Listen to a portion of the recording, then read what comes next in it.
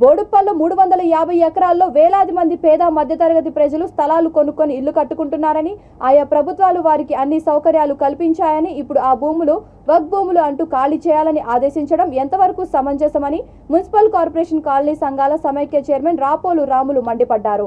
Hyderabad Somajiguda press క్లబ్లో media సమావేశంలో ఆయన మాట్లాడుతూ, కొన్నేళ్ల క్రితం లేఅవుట్లకు పర్మిషన్ ఇచ్చిన ప్రభుత్వం 2020లో వక్ఫ్ భూములు అంటూ క్రమ విక్రయాలను నిలిపివేసిందని అన్నారు.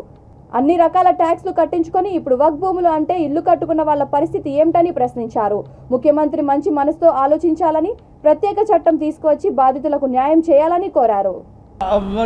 ఇల్లు కట్టుకునే అనుమతి ఇవ్వకపోతే వాళ్ళు కట్టుకోకపోదురు కదా, అది బ్యాంకులు లోన్ ఇవ్వకపోతే ఇల్లు కట్టుకోకపోదురు కదా, వీళ్ళు ఎక్కడ పోవాలి? ప్రజలందరూ కూడా ప్రభుత్వం ఆలోచన చేయాలి.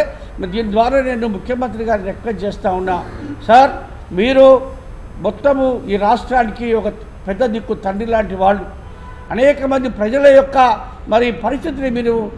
పరిస్థితులు అన్నీ కూడా మీరు బేరీజు వేసుకోవాలి.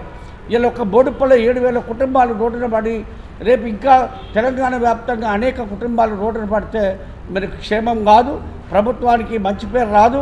మీరు అందరూ కూడా ఆలోచన చేయండి. ఏదైతే 99% కవర్ అయ్యి ఇండ్లు ఉండి మరి ట్యాక్సులు కట్టి అన్ని రకాలు కడుతున్న వాళ్లకు ఒక ప్రత్యేక చట్టాన్ని తీసుకురండి.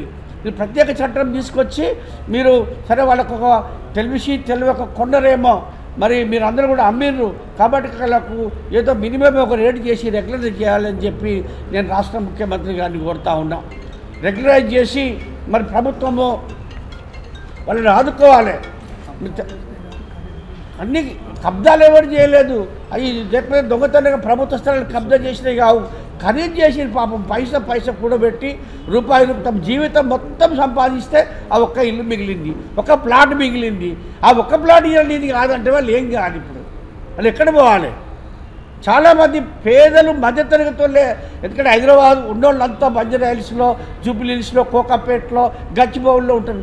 అక్కడ అంత దూరము 15-20 కిలోమీటర్ల దూరంలో ఉండే వాళ్ళందరూ కూడా చాలా పేదవాళ్ళు, మిడిల్ క్లాస్, లోయర్ ఇన్కమ్ ఉన్నటువంటి వాళ్ళు.